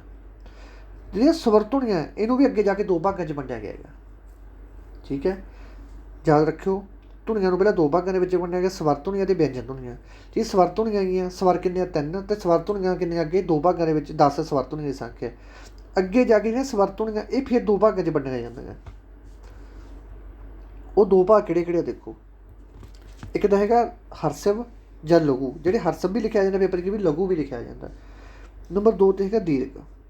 ਹਰਸਿਵ ਜਾਂ ਲਘੂ ਦੇ ਵਿੱਚ ਜੋ ਧੁਨੀਆਂ ਆਉਂਦੀਆਂ ਹਨ ਉਹਨਾਂ ਦੀ ਸੰਖਿਆ 3 ਹੈ। ਜਿਹੜੇ ਹਰਸਿਵ ਜਾਂ ਲਘੂ ਦੇ ਵਿੱਚ ਆਉਂਦੇ ਆ ਇਹਦੇ ਵਿੱਚ ਵੀ ਜਿਹੜੀਆਂ ਧੁਨੀ ਦੀਆਂ ਸੰਖਿਆ ਆਉਂਦੀਆਂ ਹੈਗੀਆਂ ਉਹ 3 ਆਉਂਦੀਆਂ। ਉਹ 3 ਕਿਹੜੀਆਂ? ਇਕੱਲਾ ਆੜਾ, ਉਈ, ਐਂ ਯਾਦ ਕਰ ਲਓ ਬਸ, ਸਿਰਫ ਉਈ, ਆ, ਠੀਕ ਹੈ। ਐਂ ਯਾਦ ਕਰ ਲਓ, ਇੱਕ ਹੀ ਚੀਜ਼ ਆ ਦੋਨੇ, ਉਈ, ਆ। ਦੇਖੋ ਉਈ, ਆ ਵੀ ਇਹਦੇ 'ਚ ਆ ਗਿਆ, ਇਹ ਵੀ ਹਰਸਿਵ ਲਘੂ ਦੇ ਵਿੱਚ ਆ ਗਿਆ, ਅਤੇ ਆ ਵੀ ਹਰਸਿਵ ਲਘੂ ਦੇ ਵਿੱਚ ਆ ਗਿਆ, ਅਤੇ ਇਕੱਲਾ ਆੜਾ ਵੀ ਹਰਸਿਵ ਲਘੂ ਦੇ ਵਿੱਚ ਆ ਗਿਆ। 3 ਇੱਧਰ ਆ ਗਏ, ਜਿਹੜੇ ਬਾਕੀ 7 ਰਹਿ ਗਏ ਉਹ ਦੀਰਘ 'ਚ ਆ ਜਾਣਗੇ, ਠੀਕ ਹੈ। ਜਿਹੜੇ ਬਾਕੀ 7 ਰਹਿ ਗਏ ਉਹ ਦੀਰਘ ਦੇ ਵਿੱਚ ਆ ਜਾਣਗੇ। ਇਹ ਗੱਲ ਕਲੀਅਰ ਹੋ ਗਈ। ਹੁਣ ਆਪਾਂ ਗੱਲ ਕਰਦੇ ਹਾਂ ਵਿਅੰਜਨ ਧੁਨੀਆਂ। ਵਿਅੰਜਨ ਧੁਨੀਆਂ ਊੜਾ, ਆੜਾ, ਈੜੀ ਨੂੰ ਛੱਡ ਕੇ ਸਾਰੇ ਅੱਖਰ ਜਿਹੜੇ ਬਾਕੀ ਬਚ ਜਾਂਦੇ ਉਹਨੂੰ ਆਪਾਂ ਵਿਅੰਜਨ ਕਹਿ ਦਿੰਦੇ ਹਾਂ। ਇਹ ਗੱਲ ਯਾਦ ਰੱਖਣੀ ਹੈ। ਊੜਾ, ਆੜਾ, ਈੜੀ, ਇਹ 3 ਦਾ ਸਵਰ ਹੈ। ਇਹਨਾਂ ਨੂੰ ਛੱਡ ਕੇ ਜਿਹੜੇ ਬਾਕੀ ਆਪਣੇ 35 ਅੱਖਰੀ ਹੈ, ਬਾਕੀ ਜਿਹੜੇ ਅੱਖਰ ਰਹਿ ਗਏ ਉਹ ਆਪਣੇ ਕਾਹਦੇ 'ਚ ਆ ਜਾਂਦੇ ਆ? ਉਹ ਵਿਅੰਜਨਾਂ ਵਿੱਚ ਆ ਜਾਂਦੇ ਆ, ਠੀਕ ਹੈ। ਇਹਨਾਂ ਨੂੰ ਕਿਹੜੇ ਭਾਗਾਂ ਦੇ ਵਿੱਚ ਵੰਡਿਆ ਗਿਆ ਉਹ ਆਪਾਂ ਅੱਜ ਚਰਚਾ ਕਰਦੇ ਹਾਂ ਇਹਦੇ ਬਾਰੇ। ਕਿਹੜੇ ਵਿਅੰਜਨ ਹੁੰਦੇ? ਪੁੱਛਣ ਆ ਜਾਂਦਾ ਕਿ ਕੈਂਠੀ ਵਿਅੰਜਨ ਦੇ ਵਿੱਚ ਕਿਹੜੇ ਵਿਅੰਜਨ ਆਉਂਦੇ, ਤਾਲਵੀ 'ਚ ਕਿਹੜੇ ਆਉਂਦੇ, ਉਲਟ ਜੀਵੀ 'ਚ, ਦੰਤੀ 'ਚ, ਹੋਠੀ 'ਚ। ਇਹ ਹੁਣ ਤੁਹਾਨੂੰ ਮੈਂ ਟ੍ਰਿਕ ਨਾਲ ਯਾਦ ਕਰਾਉਂ, ਪੂਰੇ ਵਧੀਆ ਟ੍ਰਿਕ ਲਵਾਉਂਗਾ ਤੁਹਾਨੂੰ ਮੈਂ, ਤੁਹਾਨੂੰ ਵੀ ਪਤਾ ਲੱਗੂਗਾ ਕਿ ਬਾਕੀ ਕੀ ਲੈਕਚਰ ਵਧੀਆ ਲੱਗਿਆ ਹੈਗਾ, ਠੀਕ ਹੈ। ਅਤੇ ਦੇਖੋ ਕੰਠੀ ਵਿਅੰਜਨ ਕਿਹੜੇ ਨੇ? ਕੱਕੇ ਅਤੇ ਕੰਠੀ। ਕੱਕੇ ਅਤੇ ਕੱਕੇ ਵਾਲੀ ਲਾਈਨ ਚੱਕ ਲਓ, ਕੱਕਾ, ਖੱਖਾ, ਗੱਗਾ, ਘੱਗਾ, ਨਹੀਂ ਆ, ਠੀਕ। ਕੰਠੀ ਵਿਅੰਜਨ ਦੇ ਵਿੱਚ ਕੱਕੇ ਵਾਲੀ ਲਾਈਨ ਚੱਕ ਲਓ। ਤਾਲਵੀ ਆਪਾਂ ਸੁਣਿਆ ਨਹੀਂ ਹੈਗਾ, ਫਲਾਨਾ ਬੰਦਾ ਤਾਂ ਉਹਦੇ ਤਲਵੇ ਚੜ੍ਹਦਾ ਹੈਗਾ, ਫਲਾਨਾ ਬੰਦਾ ਉਹਦੇ ਤਲਵੇ ਚੜ੍ਹਦਾ ਹੈਗਾ, ਠੀਕ ਹੈ। ਚਮਚੀ ਮਾਰੀ ਜਾਂਦਾ ਉਹਦੇ ਤਲਵੇ ਚੜ੍ਹਦਾ, ਤਲਵੇ ਤੱਤੇ ਤਾਲਵੀ, ਤੱਤੇ ਦੇ ਤਲਵੇ ਚੜ੍ਹਦਾ। ਚੱਚੇ ਵਾਲੀ ਲਾਈਨ ਚੱਕ ਲਓ, ਚੱਚਾ, ਛੱਛਾ, ਜੱਜਾ, ਝੱਜਾ, ਵਾਵਾ। ਜਿਹੜੇ ਪੁੱਛਣ ਤਾਲਵੀ ਵਿਅੰਜਨ ਕਿੱਥੋਂ ਸ਼ੁਰੂ ਹੁੰਦੇ ਆ, ਕੰਠੀ ਵਿਅੰਜਨ ਕਿੱਥੋਂ ਸ਼ੁਰੂ ਹੁੰਦੇ ਆ। ਉਲਟ ਜੀਵੀ ਦੇ ਵਿੱਚ ਚੱਕ ਲਓ ਟੈਂਕਾ, ਠੱਠਾ, ਡੱਡਾ, ਢੱਡਾ, ਨਾਣਾ, ਠੀਕ ਹੈ। ਇਹਦੇ ਵਿੱਚ ਟੈਂਕਾ ਚੱਕ ਲਓ, ਇਹ 'ਚ ਤਾਲਵੇ ਚੜ੍ਹਦਾ, ਕੰਠੀ 'ਤੇ ਕੱਕਾ ਆ ਗਿਆ। ਇਹਦੇ ਬਾਅਦ ਦੰਤੀ 'ਤੇ ਦੱਦਾ ਆ ਗਿਆ, ਠੀਕ ਹੈ। ਤੱਤਾ, ਥੱਤਾ, ਦੱਦਾ, ਧੱਦਾ, ਨੰਨਾ। ਦੰਤੀ ਦੇ ਵਿੱਚ ਤੱਤੇ ਵਾਲੀ ਲਾਈਨ ਆ ਜਾਊਗੀ। ਹੋਠੀ ਉਹ ਹੁੰਦੇ ਆ, ਦੇਖੋ ਜਦੋਂ ਆਪਾਂ ਹੋਠੀ ਸ਼ਬਦ ਕਿਹੜੇ ਹੁੰਦੇ? ਪੱਪਾ, ਫੱਫਾ, ਬੱਬਾ, ਭੱਬਾ, ਮੰਮਾ। ਹੋਠੀ ਸ਼ਬਦ ਉਹ ਹੁੰਦੇ ਆ ਕਿ ਜਦੋਂ ਆਪਾਂ ਸ਼ਬਦ ਬੋਲਦੇ ਤਾਂ ਆਪਣੇ ਦੋਨੇ ਬੁੱਲ ਹੁੰਦੇ ਜਿਹੜੇ ਉਹ ਇਕੱਠੇ ਮਤਲਬ ਮਿਚ ਕੇ ਆਂਸਰ ਦਿੰਦੇ। ਪੱਪਾ ਕਹੋ, ਪੱਪਾ, ਜਦੋਂ ਆਪਾਂ ਪੱਪਾ ਕਹਾਂਗੇ ਨਾ ਆਪਣੇ ਦੋਨੇ ਬੁੱਲ ਆਪਾਂ ਨੂੰ ਮਿਚਣੇ ਪੈਂਦੇ ਆ। ਪੱਪਾ, ਦੋਨੇ ਬੁੱਲਾਂ ਦਾ ਇਕੱਠਿਆਂ ਦਾ ਜ਼ੋਰ ਲੱਗਦਾ। ਫੱਫੇ ਦੇ ਵਿੱਚ ਵੀ, ਬੱਬੇ ਦੇ ਵਿੱਚ ਵੀ, ਭੱਬੇ ਦੇ ਵਿੱਚ ਵੀ, ਮੰਮੇ ਦੇ ਵਿੱਚ ਵੀ। ਬੋਲ ਕੇ ਦੇਖੋਗੇ ਨਾ ਤਿੰਨਾਂ ਦੀ ਇੱਕੋ ਹੀ ਕਿਰਿਆ ਹੋਊਗੀ, ਤੁਹਾਡੇ ਬੁੱਲ ਇਕੱਠੇ ਦੋਨੇ, ਥੱਲੜ ਦਾ ਅਤੇ ਹੇਠ ਵਾਲਾ ਬੁੱਲ ਇਕੱਠੇ ਬੋਲਣਗੇ ਦੋਨੇ ਸ਼ਬਦ, ਠੀਕ ਹੈ। ਫਿਰ ਆਵਾਜ਼ ਨਿਕਲੂ, ਠੀਕ ਹੈ। ਹੋਠੀ ਤੋਂ ਐਂ ਲੱਗ ਲਓ ਹੋਠ ਹੁੰਦੇ ਜਿਹੜੇ ਆਪਣੇ ਬੁੱਲ। ਇਸ ਤੋਂ ਬਾਅਦ ਆ ਗਿਆ ਸੁਰ ਜੰਤਰੀ 'ਚ ਕਿਹੜੇ ਆ ਜਾਂਦੇ? ਦੇਖੋ ਸੁਰ ਆਪਾਂ ਲਾਉਂਦੇ ਨਹੀਂ, ਆਮ ਹੀ ਹੁੰਦੇ ਨੇ, ਹੇ, ਠੀਕ ਹੈ। ਐਂ ਸੁਰ ਲਾਉਂਦੇ ਹੁੰਦੇ ਆਪਾਂ, ਤਾਂ ਸੁਰ ਦੇ ਵਿੱਚ ਸਿਰਫ ਹਾ ਆ ਗਿਆ। ਨਾਸਕੀ ਵਿਅੰਜਨ ਕਿਹੜੇ ਹੁੰਦੇ? ਨਾਸਕੀ ਵਿਅੰਜਨ ਉਹ ਹੁੰਦੇ ਜਿਨ੍ਹਾਂ ਦੀ ਆਵਾਜ਼ ਨੱਕ ਦੇ ਵਿੱਚ ਆਉਂਦੀ ਹੈ, ਉਹਨਾਂ ਨੂੰ ਆਪਾਂ ਨਾਸਕੀ ਵਿਅੰਜਨ ਕਹਿੰਦੇ ਹਾਂ। ਜਿਵੇਂ ਕਿ ਨਾਸਕੀ ਦੇ ਵਿੱਚ ਨੰਨਾ ਤਾਂ ਆਊਗਾ, ਮੰਮਾ ਵੀ ਆਊਗਾ, ਅਤੇ ਨਾਣਾ ਵੀ, ਬਾਵਾ, ਨਈਆਂ, ਠੀਕ ਹੈ। ਇਹ ਸਾਰੇ ਕਾਹਦੇ 'ਚ ਆ ਜਾਂਦੇ ਆ? ਆਹ ਬਾਵਾ ਖਾਲੀ ਹੈ, ਇੱਕ ਬਾਵਾ ਭਰਿਆ ਵਾ ਹੁੰਦਾ, ਇੱਕ ਬਾਵਾ ਖਾਲੀ ਹੁੰਦਾ, ਉਹ ਹੈ ਬਾਵਾ ਖਾਲੀ, ਠੀਕ ਹੈ। ਅਤੇ ਇਹ ਸਾਰੇ ਆਪਣੇ ਕਿਹੜੇ ਹੁੰਦੇ? ਨਾਸਕੀ ਵਿਅੰਜਨ। ਅਰਧ ਸਵਰ ਧੁਨੀਆਂ ਕਿਹੜੀਆਂ ਹੁੰਦੀਆਂ? ਜਿਹੜੀਆਂ ਅੱਧੀਆਂ ਲੱਗਦੀਆਂ ਉਹ ਹੈਗਾ ਜਈਆ ਅਤੇ ਬਾਵਾ, ਠੀਕ ਹੈ। ਉਹ ਸਵਰ ਜਿਨ੍ਹਾਂ ਤੋਂ, ਉਹ ਸੁਰ ਧੁਨੀਆਂ ਜਿਨ੍ਹਾਂ ਵਿੱਚ, ਜਾਂ ਉਹ ਵਿਅੰਜਨ ਵੀ ਲਿਖ ਸਕਦੇ ਹਾਂ ਜਿਨ੍ਹਾਂ ਦਾ ਕੋਈ ਉਹ ਸ਼ਬਦ ਜਾਂ ਉਹ ਵਿਅੰਜਨ ਜਿਨ੍ਹਾਂ ਤੋਂ ਕੋਈ ਵੀ ਅੱਖਰ ਸ਼ੁਰੂ ਨਹੀਂ ਹੁੰਦਾ ਉਹਨਾਂ ਦੇ ਨਾਮ ਕੀ ਹੈ? ਬਾਵਾ ਖਾਲੀ, ਨਈਆਂ, ਨਾਣਾ, ਡਾੜਾ। ਇਹ ਪੇਪਰ 'ਚ ਆਇਆ ਹੋਇਆ ਭਾਈ। ਇਹ ਕਾਨੂੰਗੋ ਦੇ ਪੇਪਰ 'ਚ ਪੁੱਛਿਆ ਗਿਆ ਸੀ ਉਹਨਾਂ ਨੇ ਕਿ ਇਹਨਾਂ ਦੇ ਵਿੱਚ ਕਿਹੜੇ ਇੱਕ ਸ਼ਬਦ ਦਿੱਤਾ ਕਿ ਕਿਹਦੋਂ ਸ਼ਬਦ ਸ਼ੁਰੂ ਨਹੀਂ ਹੁੰਦਾ, ਅਤੇ ਇੱਕ ਅਲੱਗ ਦੇਤਾ ਸੀ ਉਹਦੋਂ ਸ਼ਬਦ ਸ਼ੁਰੂ ਹੁੰਦਾ ਸੀ। ਠੀਕ ਆ, ਐਂ ਟ੍ਰਿਕ ਨਾਲ ਯਾਦ ਕਰ ਲਿਓ। ਇਹ ਵੀ ਕਲੀਅਰ ਹੈ ਸਾਰਾ ਕੁਛ। ਐਂਡ 'ਤੇ ਆਪਾਂ ਇੱਕ ਵਾਰੀ ਫਿਰ ਨਿਗਾਹ ਮਾਰ ਜਾਵਾਂਗੇ। ਆਹ ਪ੍ਰਸ਼ਨ ਦਾ ਜਵਾਬ ਦਿਓ ਭਾਈ। ਹੁਣ ਤੁਹਾਨੂੰ ਕਰਵਾ ਕੇ ਗਿਆ ਮੈਂ, ਹੁਣੇ ਕਰਵਾ ਕੇ, ਕੋਈ ਬੜਾ ਟਾਈਮ ਨਹੀਂ ਹੋਇਆ ਕਿ ਤੁਸੀਂ ਭੁੱਲ ਗਏ ਹੋਵੋਗੇ। ਕਿਸੇ ਭਾਸ਼ਾ ਨੂੰ ਸ਼ੁੱਧ ਰੂਪ ਵਿੱਚ ਲਿਖਣ ਲਈ ਬਣਾਏ ਗਏ ਨਿਯਮਾਂ ਦੇ ਸੰਗ੍ਰਹਿ ਨੂੰ ਕੀ ਕਿਹਾ ਜਾਂਦਾ? ਕੋਈ ਭਾਸ਼ਾ ਹੈ, ਉਹਨੂੰ ਆਪਾਂ ਸ਼ੁੱਧ ਰੂਪ 'ਚ ਲਿਖਣਾ ਹੈ, ਜਿਹੜੇ ਨਿਯਮ ਬਣਾਏ ਗਏ ਉਹਨੂੰ ਆਪਾਂ ਕੀ ਕਹਾਂਗੇ? ਰਾਜ ਭਾਸ਼ਾ, ਵਿਦਵਾਨਾਂ ਦੀ ਭਾਸ਼ਾ, ਵਿਆਕਰਨ ਕਿ ਉਪਭਾਸ਼ਾ? ਕੀ ਕਹਾਂਗੇ ਭਾਈ ਉਹਨੂੰ ਆਪਾਂ? ਦੱਸੋ। ਤਾਂ ਉਹਨੂੰ ਆਪਾਂ ਕਹਾਂਗੇ ਭਾਈ ਵਿਆਕਰਨ। ਵਿਆਕਰਨ ਕਹਾਂਗੇ। ਵਿਆਕਰਨ ਬਾਰੇ ਹੁਣੇ ਪੜ੍ਹ ਕੇ ਗਏ। ਵਿਆਕਰਨ 2 ਭਾਗਾਂ 'ਚ ਵੰਡਿਆ ਗਿਆ ਹੈਗਾ, ਸਵਰ ਧੁਨੀਆਂ ਅਤੇ ਵਿਅੰਜਨ ਧੁਨੀਆਂ। ਸਵਰ ਕਿੰਨੇ ਆ? 3, ਅਤੇ ਸਵਰ ਧੁਨੀਆਂ ਕਿੰਨੀਆਂ? 10। ਇਹ ਗਾਹਾਂ 2 ਭਾਗਾਂ 'ਚ ਵੰਡੀਆਂ ਗਈਆਂ, ਲਘੂ, ਹਰਸਵ ਜਾਂ ਲਘੂ ਅਤੇ ਦੀਰਘ। ਠੀਕ ਹੈ। ਵਿਅੰਜਨ ਧੁਨੀਆਂ ਦੇ ਵਿੱਚ ਕਈ ਭਾਗ ਆ ਜਾਂਦੇ, ਕੈ ਵਰਗ, ਖੈ ਵਰਗ। ਠੀਕ ਹੈ। ਦੰਤੀ, ਹੋਠੀ। ਠੀਕ ਹੈ। ਦੰਤੀ, ਹੋਠੀ, ਉਲਟ ਜੀਵੀ, ਤਾਲਵੀ। ਠੀਕ ਹੈ। ਨਾਸਕੀ। ਇਹ ਸਾਰੇ ਵਿਅੰਜਨ ਆ ਜਾਂਦੇ ਆਪਣੇ। ਇਸ ਤੋਂ ਬਾਅਦ ਅਗਲਾ ਪ੍ਰਸ਼ਨ ਆ ਗਿਆ ਬਈ ਆਪਣੇ ਕੋਲ। ਵਧੀਆ ਆਨਸਰ ਦੇਣਾ। ਕੀ ਪੁੱਛਦੇ ਹੈ? ਮੂੰਹ ਵਿੱਚੋਂ ਨਿਕਲਣ ਵਾਲੀ ਆਵਾਜ਼ ਜਿਸ ਦੀ ਭਾਸ਼ਾ ਵਿੱਚ ਵਰਤੋਂ ਕੀਤੀ ਜਾਂਦੀ ਹੈ ਉਸ ਨੂੰ ਵਰਨ ਨਾਲ ਅੰਕਿਤ ਕੀਤਾ ਜਾਂਦਾ, ਉਸ ਨੂੰ ਕੀ ਕਹਿੰਦੇ ਹਨ? ਮੂੰਹ ਦੇ ਵਿੱਚੋਂ ਕੋਈ ਆਪਣੀ ਆਵਾਜ਼ ਨਿਕਲਦੀ ਹੈ ਜਿਸ ਦੀ ਭਾਸ਼ਾ ਵਿੱਚ ਵਰਤੋਂ ਹੁੰਦੀ ਹੈ, ਉਸ ਨੂੰ ਵਰਨ ਅੱਖਰਾਂ ਨਾਲ ਅੰਕਿਤ ਕੀਤਾ, ਉਹਨੂੰ ਕੀ ਕਹਿੰਦੇ ਹਨ? ਵਿਆਕਰਨ ਤਾਂ ਕਹਿ ਨਹੀਂ ਸਕਦੇ ਕਿਉਂਕਿ ਵਿਆਕਰਨ ਦੇ ਵਿੱਚ ਨਿਯਮ ਆ ਗਏ, ਸ਼ਬਦ ਵੀ ਨਹੀਂ ਕਹਿ ਸਕਦੇ। ਹੁਣ ਰੌਲਾ ਰਹੇਗਾ ਧੁਨੀ ਅਤੇ ਬੋਲੀ ਦੇ ਵਿੱਚ। ਬੋਲੀ ਦੇ ਤੌਰ 'ਤੇ ਭਾਸ਼ਾ ਆ ਗਈ ਨਾ, ਆਨਸਰ ਧੁਨੀ ਹੋਣਾ ਚਾਹੀਦਾ। ਹਾਂ, ਤਾਂ ਆਨਸਰ ਧੁਨੀ ਆਊਗਾ। ਠੀਕ ਹੈ। ਮੂੰਹ ਵਿੱਚੋਂ ਜਿਹੜੀ ਆਪਾਂ ਆਵਾਜ਼ ਨਿਕਲਦੀ ਧੁਨੀ ਨਿਕਲਦੀ, ਜਿਹਨੂੰ ਆਪਾਂ ਵਰਨ ਨਾਲ ਅੰਕਿਤ ਕਰ ਲੈਂਦੇ ਹਾਂ। ਇਸ ਤੋਂ ਬਾਅਦ ਪੰਜਾਬੀ ਧੁਨੀਆਂ ਕਿੰਨੇ ਪ੍ਰਕਾਰ ਦੀਆਂ ਹੁੰਦੀਆਂ ਹਨ? ਇਹ ਹੁਣੀ ਪੜ੍ਹ ਕੇ ਗਏ ਆਪਾਂ। ਪੰਜਾਬੀ ਧੁਨੀਆਂ 2 ਤਰ੍ਹਾਂ ਦੀਆਂ ਹੁੰਦੀਆਂ, ਸਵਰ ਧੁਨੀਆਂ ਅਤੇ ਵਿਅੰਜਨ ਧੁਨੀਆਂ। ਸਵਰ ਧੁਨੀਆਂ ਕਿੰਨੇ ਤਰ੍ਹਾਂ ਦੀਆਂ ਹੁੰਦੀਆਂ? 10 ਤਰ੍ਹਾਂ। ਸਵਰ ਕਿੰਨੇ ਤਰ੍ਹਾਂ ਦੇ? 3 ਤਰ੍ਹਾਂ। ਧੁਨੀਆਂ ਕਿਹੜੀਆਂ ਸੀ? ਇੱਕ ਤਾਂ ਊੜਾ, ਊੜੇ ਨੂੰ ਅੰਕੜ, ਊੜੇ ਨੂੰ ਦਲੈਂਕੜ, ਈ, ਆੜਾ, ਆੜੇ ਨੂੰ ਕੰਨਾ, ਆੜੇ ਨੂੰ ਦਲੈਂਕੜ, ਆੜੇ ਨੂੰ ਹੋੜਾ, ਆਹਾ, ਊਈ, ਆੜਾ। ਇਹ ਤਿੰਨੇ ਕਿਹੜੇ ਆ ਗਏ ਸੀ ਆਪਣੇ? ਹਰਸਵ ਅਤੇ ਲਘੂ ਆ ਗਏ ਸੀ। ਬਾਕੀ ਜਿਹੜੇ 7 ਰਹਿ ਗਏ ਉਹ ਆਪਣੇ ਦੀਰਘ ਦੇ ਵਿੱਚ ਆ ਗਏ। ਠੀਕ ਹੈ। ਤੁਹਾਡੇ ਨਾਲ ਹੀ ਮੇਰੇ ਯਾਦ ਹੋ ਗਏ। ਕਿੰਨੇ ਤਰ੍ਹਾਂ ਦੀਆਂ ਸਵਰ ਧੁਨੀਆਂ? 2, 3, 4, 5। ਹੁਣੀ ਦੱਸ ਤਾਂ ਗਿਆ ਕਿ 2 ਤਰ੍ਹਾਂ ਦੀਆਂ ਹੁੰਦੀਆਂ, ਸਵਰ ਧੁਨੀ ਅਤੇ ਵਿਅੰਜਨ ਧੁਨੀਆਂ। ਧੁਨੀ ਵਿਆਕਰਨ ਦੀ ਸਭ ਤੋਂ ਛੋਟੀ ਇਕਾਈ, ਇਹ ਵੀ ਯਾਦ ਰੱਖਣਾ। ਇਹਨਾਂ ਵਿੱਚ ਗੁਰਮੁਖੀ ਵਰਨਮਾਲਾ ਦੇ ਮੂਲ ਸ਼ਬਦ ਕਿਹੜੇ ਕਿਹੜੇ ਹਨ? ਮੂਲ ਸ਼ਬਦ ਗੁਰਮੁਖੀ ਕਿੱਥੋਂ ਸ਼ੁਰੂ ਹੁੰਦੀ ਹੈ? ਕਹਿੰਦੇ ਊੜਾ ਜਿਹੜੀ ਊੜਾ ਸੱਸਾ ਜਾਂ ਊੜਾ ਸੱਸਾ ਕਾਕਾ। ਆਹ ਤਾਂ ਕਾਂਵਲੇ ਨੂੰ ਵੀ ਪਤਾ ਹੋਊਗਾ ਕਿਸੇ ਨੂੰ ਜੇ ਪੁੱਛ ਲਈਏ ਆਪਾਂ। ਤਾਂ ਊੜਾ ਜਿਹੜੀ ਤੋਂ ਇਹ ਸ਼ੁਰੂ ਹੁੰਦੀ ਹੈ। ਇਸ ਤੋਂ ਬਾਅਦ ਅਗਲਾ ਹੇਠ ਲਿਖਿਆਂ ਵਿੱਚ ਹਰਸਵ ਸੁਰ ਧੁਨੀ ਵਿੱਚ ਕੀ ਆਉਂਦਾ ਹੈ? ਹਰਸਵ ਦੀ ਥਾਂ 'ਤੇ ਲਘੂ ਆ ਗਿਆ, ਉਹਦਾ ਮਤਲਬ ਵੀ ਸੇਮ ਹੀ ਹੈ। ਕੀ ਆਉਂਦਾ ਇਹਦੇ ਵਿੱਚ? ਆਹ ਚੀਜ਼ਾਂ ਆਉਂਦੀਆਂ। ਆੜਾ ਤਾਂ ਆ ਨਹੀਂ ਸਕਦਾ, ਇਹ ਤਾਂ ਦੀਰਘ 'ਚ ਆਉਂਦਾ ਗਾ। ਆ ਵੀ ਦੀਰਘ ਦੇ ਵਿੱਚ ਆਉਂਦਾ, ਆ ਵੀ ਦੀਰਘ ਦੇ ਵਿੱਚ ਆਉਂਦਾ। ਇਕੱਲਾ ਊੜੇ ਨੂੰ ਅੰਕੜਾ ਜਿਹੜੀ ਬੱਚੋ ਇਹ ਹਰਸਵ ਜਾਂ ਲਘੂ ਦੇ ਵਿੱਚ ਆਉਂਦੀ ਹੈ। ਆਪਸ਼ਨ ਨੰਬਰ B ਇਹਦਾ ਬਿਲਕੁਲ ਸਹੀ ਆਨਸਰ ਹੈ। ਸਮਝ ਆਈ ਜਾਂਦਾ ਕਿ ਪਤਾ ਨੂੰ ਨਹੀਂ ਆਈ ਜਾਂਦਾ। ਮੈਂ ਤੁਹਾਨੂੰ ਡਿਟੇਲ ਦੇ ਵਿੱਚ ਤਾਂ ਕਰਵਾ ਰਿਹਾ ਕਿਉਂਕਿ ਤੁਸੀਂ ਉਹਨੂੰ ਮੈਂ 10 ਦੇ ਵਿੱਚੋਂ 10 ਨੰਬਰ ਦਿਵਾਉਣੇ ਆ ਪੇਪਰ 'ਚ। ਹੇਠ ਲਿਖਿਆਂ ਵਿੱਚ ਕਿਹੜਾ ਵਿਅੰਜਨ ਨਹੀਂ ਹੈ? ਸਵਰ ਤਾਂ ਤੁਹਾਨੂੰ ਪਤਾ ਹੀ ਹੈ ਕਿਹੜੇ ਕਿਹੜੇ ਆ? ਊੜਾ, ਆੜਾ, ਈੜੀ। ਇਹ ਕੀ ਹੈਗੇ ਆਪਣੇ? ਸਵਰ ਹੈਗੀ। ਇਹਨਾਂ 'ਚੋਂ ਵਿਅੰਜਨ ਕਿਹੜੇ ਨਹੀਂ ਹਨ? ਇਹਨਾਂ 'ਚ ਵਿਅੰਜਨ ਨਹੀਂ ਹੈ। ਕਿਹੜਾ ਨਹੀਂ ਵਿਅੰਜਨ ਹੈਗਾ ਇਹਨਾਂ ਦੇ ਵਿੱਚੋਂ? ਕਿਹੜਾ ਵਿਅੰਜਨ ਨਹੀਂ ਹੈ? ਵਿਅੰਜਨ ਤਾਂ ਫਿਰ ਆੜਾ ਨਹੀਂ ਹੈਗਾ। ਆੜਾ ਵਿਅੰਜਨ ਨਹੀਂ ਹੈਗਾ ਕਿਉਂਕਿ ਇਹਦਾ ਸਵਰ ਹੈਗਾ। ਊੜਾ, ਆੜਾ, ਈੜੀ ਤਿੰਨੇ ਕੀ ਹੈ? ਸਵਰ ਹੈਗੇ। ਬਾਕੀ ਇਹਨਾਂ ਤਿੰਨਾਂ ਨੂੰ ਛੱਡ ਕੇ ਬਾਕੀ ਜਿਹੜੇ ਬਾਕੀ ਬਚ ਗਏ ਉਹ ਸਾਰੇ ਵਿਅੰਜਨ ਹੈ। ਹੁਣ ਗੱਲ ਆ ਗਈ ਆਪਣੀ ਵਰਨਮਾਲਾ ਦੀ ਪੁੱਤਰੋ।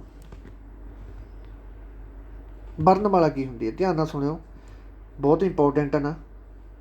ਠੀਕ ਹੈ। ਮਿਹਨਤ ਨਾਲ ਲੈਕਚਰ ਬਣਾਈ ਦਾ, ਤਾਂ ਕਰਕੇ ਤੁਹਾਡਾ ਵੀ ਹੱਕ ਹੈਗਾ ਪੁੱਤਰੋ। ਅਤੇ ਵੀਡੀਓ ਨੂੰ ਲਾਈਕ ਕਰ ਦਿਓ। ਪਹਿਲਾਂ ਕਹਿਣ ਦੀ ਲੋੜ ਨਾ ਪਿਆ ਕਰੀ, ਵੀਡੀਓ ਨੂੰ ਆਪਦੇ ਆਪ ਹੀ ਲਾਈਕ ਕਰ ਦਿਓ। ਅੱਧੇ ਬੱਚੇ ਮੈਨੂੰ ਪਤਾ ਭੁੱਲ ਜਾਂਦੇ, ਲੈਕਚਰ ਦਾ ਛੇਤੀ ਲਾਲਚ ਹੋ ਜਾਂਦਾ ਕਿ ਛੇਤੀ ਲਾ ਲਈਏ। ਪੁੱਤਰੋ ਪਹਿਲਾਂ ਲਾਈਕ ਕਰੋ ਵੀਡੀਓ, ਫਿਰ ਅੱਗੇ ਵਧਿਓ। ਵਰਨਮਾਲਾ ਕੀ ਹੁੰਦੀ ਹੈ? ਕਿਸੇ ਭਾਸ਼ਾ ਨੂੰ ਲਿਖਣ ਵਾਲੇ ਅੱਖਰ ਦੇ ਸਮੂਹ ਨੂੰ ਵਰਨਮਾਲਾ ਕਿਹਾ ਜਾਂਦਾ ਹੈਗਾ। ਕਿਸੇ ਭਾਸ਼ਾ ਨੂੰ ਲਿਖਣ ਵਾਲੇ ਸਮੂਹ ਨੂੰ, ਅੱਖਰਾਂ ਨੂੰ ਵਰਣਮਾਲਾ ਕਿਹਾ ਜਾਂਦਾ ਹੈਗਾ ਜਾਂ ਲਿਪੀ ਕਿਹਾ ਜਾਂਦਾ। ਜਿਹੜੀ ਭਾਸ਼ਾ ਦੇ ਵਿੱਚ ਜਾਂ ਜਿਹੜੇ ਅੱਖਰਾਂ ਨੂੰ ਆਪਾਂ ਲਿਖਦੇ ਹਾਂ ਅਤੇ ਜਿਹੜੀ ਲਿਪੀ ਵਰਤੋਂ ਕੀਤੀ ਹੈ, ਲਿਖਣ ਵਾਲੇ ਅੱਖਰਾਂ ਦੇ ਸਮੂਹ ਨੂੰ ਵਰਣਮਾਲਾ ਜਾਂ ਲਿਪੀ ਕਿਹਾ ਜਾਂਦਾ। ਪੰਜਾਬੀ ਭਾਸ਼ਾ ਨੂੰ ਲਿਖਣ ਲਈ ਜੋ ਲਿਪੀ ਵਰਤੀ ਜਾਂਦੀ ਹੈ ਉਸ ਲਿਪੀ ਨੂੰ ਗੁਰਮੁਖੀ ਲਿਪੀ ਕਹਿੰਦੇ ਹਨ। ਗੁਰਮੁਖੀ ਲਿਪੀ ਨੇ ਆਪਾਂ ਨੂੰ ਜਾਣੂ ਕਿਹੜੇ ਗੁਰੂ ਜੀ ਨੇ ਕਰਵਾਇਆ ਸੀ? ਗੁਰੂ ਅੰਗਦ ਦੇਵ ਜੀ ਨੇ ਆਪਾਂ ਨੂੰ ਜਾਣੂ ਕਰਵਾਇਆ ਸੀ। ਕਿਹਦੇ ਨਾਲ? ਗੁਰਮੁਖੀ ਲਿਪੀ ਨਾਲ। ਇਹ ਗੱਲ ਯਾਦ ਰੱਖਣੀ ਹੈ। ਅਤੇ ਇੱਕ ਮੈਨੂੰ ਇਹ ਦੱਸ ਦਿਓ ਕਿ ਗੁਰੂ ਅੰਗਦ ਦੇਵ ਜੀ ਦਾ ਬਚਪਨ ਦਾ ਨਾਮ ਕੀ ਸੀ? ਗੁਰੂ ਅੰਗਦ ਦੇਵ ਜੀ ਦਾ ਜਿਹੜਾ ਬਚਪਨ ਦਾ ਨਾਮ ਹੈਗਾ ਸੀ ਉਹ ਹੈਗਾ ਸੀ ਭਾਈ ਲਹਿਣਾ ਜੀ। 1504 ਈਸਵੀ ਦੇ ਵਿੱਚ ਇਹਨਾਂ ਦਾ ਜਨਮ ਹੋਇਆ ਸੀ। 1539 ਦੇ ਵਿੱਚ ਇਹਨਾਂ ਨੂੰ ਗੱਦੀ ਮਿਲ ਗਈ ਸੀ ਅਤੇ 1552 ਤੱਕ ਇਹ ਰਹੇ। ਤੋਂ ਬਾਅਦ ਇਹ ਜੋਤੀ ਜੋਤ ਸਮਾ ਗਏ ਸੀ। ਇਸ ਤੋਂ ਬਾਅਦ ਗੱਦੀ ਕਿਹਨੂੰ ਮਿਲ ਗਈ ਸੀ? ਇਸ ਤੋਂ ਬਾਅਦ ਗੱਦੀ ਮਿਲ ਗਈ ਸ਼੍ਰੀ ਗੁਰੂ ਅਮਰਦਾਸ ਜੀ ਨੂੰ। ਅਮਰਦਾਸ ਜੀ ਦਾ ਜਨਮ ਕਦੋਂ ਹੋਇਆ ਸੀ? 1479 ਦੇ ਵਿੱਚ। 1552 ਦੇ ਵਿੱਚ ਗੱਦੀ ਮਿਲ ਗਈ ਸੀ ਅਤੇ 1576 ਦੇ ਵਿੱਚ ਉਹ ਵੀ ਜੋਤੀ ਜੋਤ ਸਮਾ ਗਈ ਸੀ। ਇਹ ਤੁਸੀਂ ਸਾਰੀਆਂ ਡੇਟਾਂ ਵੀ ਯਾਦ ਰੱਖਣਾ ਗੁਰੂਆਂ ਦੇ ਜਨਮ ਦਿਨ ਆਵੇਗਾ। ਠੀਕ ਹੈ। ਕਿੱਥੇ ਜੀ ਆਪਾਂ? ਹਾਂ, ਪੰਜਾਬੀ ਭਾਸ਼ਾ ਨੂੰ ਆਪਾਂ ਜਾਣੂ ਕਿਹਨੇ ਕਰਵਾਇਆ ਸੀ? ਗੁਰੂ ਅੰਗਦ ਦੇਵ ਜੀ ਨੇ। ਉਸ ਲਿਪੀ ਨੂੰ ਗੁਰਮੁਖੀ ਲਿਪੀ ਕਿਹਾ ਜਾਂਦਾ ਕਿਉਂਕਿ ਗੁਰੂ ਦੇ ਮੁੱਖ 'ਚੋਂ ਨਿਕਲੀ ਹੋਈ ਲਿਪੀ ਨੂੰ ਗੁਰਮੁਖੀ ਲਿਪੀ ਕਹਿ ਦਿੰਦੇ ਆ। ਕਿਵੇਂ ਪ੍ਰਸ਼ਨ ਵੀ ਜਿਹੜਾ ਗੁਰਮੁਖੀ ਲਿਪੀ ਨੂੰ ਗੁਰਮੁਖੀ ਲਿਪੀ ਕਿਉਂ ਕਿਹਾ ਜਾਂਦਾ? ਕਿਉਂਕਿ ਗੁਰੂ ਦੇ ਮੁੱਖ 'ਚੋਂ ਨਿਕਲੀ ਆਪਣੇ ਦੇ। ਠੀਕ ਹੈ, ਤਾਂ ਕਰਕੇ। ਅਤੇ ਹਿੰਦੀ ਭਾਸ਼ਾ ਨੂੰ ਲਿਖਣ ਲਈ ਜੋ ਲਿਪੀ ਵਰਤੀ ਜਾਂਦੀ ਹੈ ਉਸ ਨੂੰ ਲਿਪੀ ਨੂੰ ਦੇਵਨਾਗਰੀ ਕਿਹਾ ਜਾਂਦਾ ਹੈਗਾ। ਦੇਖੋ, ਭਾਸ਼ਾ ਨੂੰ ਲਿਖਣ ਵਾਲੇ ਵਰਨ ਦੇ ਸਮੂਹ ਨੂੰ ਕੀ ਕਹਿੰਦੇ ਨੇ? ਵਰਨ ਜਿਹੜੇ ਹੁੰਦੇ ਆ ਅੱਖਰ। ਕਈ ਵਾਰ ਪੁੱਛਣਗੇ ਵਰਨ ਨੂੰ ਕੀ ਕਿਹਾ ਜਾਂਦਾ? ਅੱਖਰ। ਭਾਸ਼ਾ ਨੂੰ ਲਿਖਣ ਵਾਲੇ ਵਰਨ ਨੂੰ ਕੀ ਕਿਹਾ ਜਾਂਦਾ? ਲਿਪੀ, ਲਗਾ ਮਾਤਰਾ, ਬੋਲੀ ਕਿ ਉਪਬੋਲੀ। ਉਪਬੋਲੀ ਤਾਂ ਕਹਿ ਨਹੀਂ ਸਕਦੇ, ਬੋਲੀ ਵੀ ਨਹੀਂ ਕਹਿ ਸਕਦੇ, ਲਿਪੀ ਕਹਿ ਸਕਦੇ ਜਿਹਦੇ ਵਿੱਚ ਵਰਨਾਂ ਦੇ ਸਮੂਹ ਲਿਖੇ ਜਾਂਦੇ ਹਨ ਉਹਨੂੰ ਲਿਪੀ ਕਿਹਾ ਜਾਂਦਾ। ਪੰਜਾਬੀ ਭਾਸ਼ਾ ਨੂੰ ਲਿਖਣ ਲਈ ਕਿਹੜੀ ਲਿਪੀ ਢੁਕਵੀਂ ਹੈ? ਇਹ ਤੁਹਾਨੂੰ ਪਤਾ ਹੀ ਹੈਗਾ। ਦੇਵਨਾਗਰੀ ਤਾਂ ਹਿੰਦੀ ਵਾਸਤੇ ਵਰਤੀ ਜਾਂਦੀ ਹੈ। ਫਾਰਸੀ ਨਾਲ ਕੋਈ ਲੱਲਾ ਕੱਖੀ ਨਹੀਂ ਆਪਣਾ। ਮਲਵਈ ਤਾਂ ਉਪਭਾਸ਼ਾ ਹੈਗੀ ਅਤੇ ਗੁਰਮੁਖੀ ਲਿਪੀ ਵਰਤੀ ਜਾਂਦੀ ਹੈ ਪੰਜਾਬੀ ਭਾਸ਼ਾ ਨੂੰ ਲਿਖਣ ਵਾਸਤੇ। ਪੰਜਾਬੀ ਵਿਆਕਰਨ ਵਿੱਚ ਕਿੰਨੇ ਅੱਖਰ ਹਨ? 35, 36, 34, 38। ਇੱਕ ਪ੍ਰਸ਼ਨ ਇਹ ਪੁੱਛਿਆ ਜਾਂਦਾ ਹੈਗਾ ਕਿੰਨੇ ਅੱਖਰ ਹੈ? 35 ਅੱਖਰ ਹੈ। ਇੱਕ ਵਾਰੀ ਇਹ ਵੀ ਪੁੱਛਿਆ ਜਾਂਦਾ ਜਿਹੜੀ ਪੰਜਾਬੀ ਵਿੱਚ ਗੁਰਮੁਖੀ ਲਿਪੀ ਹੈ ਉਸਦਾ ਦੂਸਰਾ ਨਾਮ ਕੀ ਹੈਗਾ?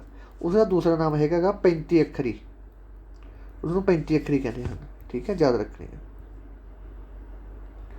ਗੁਰਮੁਖੀ ਲਿਪੀ, ਆਹ ਦੇਖੋ, ਗੁਰਮੁਖੀ ਲਿਪੀ ਨੂੰ 8 ਭਾਗਾਂ ਵਿੱਚ ਵੰਡਿਆ ਹੋਇਆ ਹੈ। ਕਿੰਨੇ ਭਾਗਾਂ 'ਚ ਵੰਡਿਆ ਹੋਇਆ ਪੁੱਤਰ? ਗੁਰਮੁਖੀ ਲਿਪੀ ਨੂੰ 8 ਭਾਗਾਂ ਦੇ ਵਿੱਚ ਵੰਡਿਆ ਹੋਇਆ ਹੈਗਾ ਅਤੇ ਗੁਰਮੁਖੀ ਲਿਪੀ ਨੂੰ 35 ਅੱਖਰੀ ਵੀ ਕਿਹਾ ਜਾਂਦਾ ਹੈ। ਉਹ 8 ਵਰਗ ਕਿਹੜੇ ਕਿਹੜੇ? ਅੱਜ ਆਪਾਂ ਉਹਨਾਂ ਬਾਰੇ ਖੁੱਲ੍ਹ ਕੇ ਚਰਚਾ ਕਰਾਂਗੇ। ਕਿਹੜੇ ਕਿਹੜੇ 8 ਵਰਗ ਹੈ? ਸਭ ਤੋਂ ਪਹਿਲਾਂ ਤਾਂ ਆ ਗਿਆ ਊੜਾ ਵਰਗ। ਊੜਾ ਵਰਗ ਕਿਹੜਾ ਹੁੰਦਾ? ਜਿਹਦੇ ਵਿੱਚ ਊੜਾ, ਆੜਾ, ਈੜੀ, ਸੱਸਾ, ਹਾਹਾ, ਕੱਕਾ ਇਹ ਲਾਈਨ ਆ ਜਾਂਦੀ ਹੈ। ਕੈ ਵਰਗ ਦੇ ਵਿੱਚ ਕੱਕੇ ਖੱਖੇ ਵਾਲੀ ਲਾਈਨ ਆ ਜਾਂਦੀ ਸਾਰੀ। ਚੈ ਵਰਗ ਦੇ ਵਿੱਚ ਚੱਚੇ ਛੱਛੇ ਵਾਲੀ ਗੱਲ ਆ ਜਾਂਦੀ ਹੈ। ਟੈ ਵਰਗ ਦੇ ਵਿੱਚ ਟੈਂਗੇ ਠੱਠੇ ਵਾਲੀ ਲਾਈਨ ਆ ਜਾਂਦੀ ਹੈ। ਤੈ ਵਰਗ ਦੇ ਵਿੱਚ ਤੱਤਾ ਥੱਤਾ ਦੱਦਾ ਦੰਦਾ ਆ ਜਾਂਦੇ ਆ। ਪੈ ਵਰਗ ਦੇ ਵਿੱਚ ਪੱਪਾ ਪੱਪਾ ਬੱਬਾ ਬੱਬਾ ਆ ਜਾਂਦੇ ਆ। ਇਸ ਤੋਂ ਬਾਅਦ ਅੰਟਮ ਟੋਲੀ ਕਿਹੜੀ ਹੁੰਦੀ? ਅੰਟਮ ਟੋਲੀ ਦੇ ਵਿੱਚ ਉਹ ਆ ਜਾਂਦੇ ਆ ਜਈਆ, ਰਾਰਾ, ਬਾਵਾ, ਲੱਲਾ। ਜਈਆ, ਰਾਰਾ, ਬਾਵਾ, ਲੱਲਾ। ਆਪਾਂ ਐਂਡ 'ਤੇ ਜਿਹੜੀ ਲਾਈਨ ਆ ਜਾਂਦੀ ਉਹਨੂੰ ਕਹਿੰਦੇ ਆਪਾਂ ਅੰਤਮ ਟੋਲੀ। ਕੀ ਵੀ ਪੁੱਛ ਲੈਂਦੇ ਕਿ ਅੰਤਮ ਟੋਲੀ ਦੇ ਵਿੱਚ ਕਿਹੜੇ ਕਿਹੜੇ ਵਰਨ ਆ ਜਾਂਦੇ ਆ? ਤਾਂ ਉਹ ਆ ਜਾਂਦੇ ਆ ਭਾਈ ਜਈਆ, ਰਾਰਾ, ਬਾਵਾ, ਲੱਲਾ। ਇੱਕ ਨਵੀਨ ਟੋਲੀ ਦੀ ਵੀ ਗੱਲ ਚੱਲ ਰਹੀ ਹੈ। ਨਵੀਨ ਟੋਲੀ ਕਿਹਨੂੰ ਕਿਹਾ ਜਾਂਦਾ ਹੈਗਾ? ਨਵੀਨ ਟੋਲੀ ਪੁੱਤਰ ਜਿਹੜੇ ਆਪਣੇ ਆਹ ਨਵੇਂ ਸ਼ਬਦ ਐਡ ਕੀਤੇ ਹੋਏ ਆ। ਕਿ ਵੀ ਪ੍ਰਸ਼ਨ ਪੁੱਛ ਲੈਂਦੇ ਆ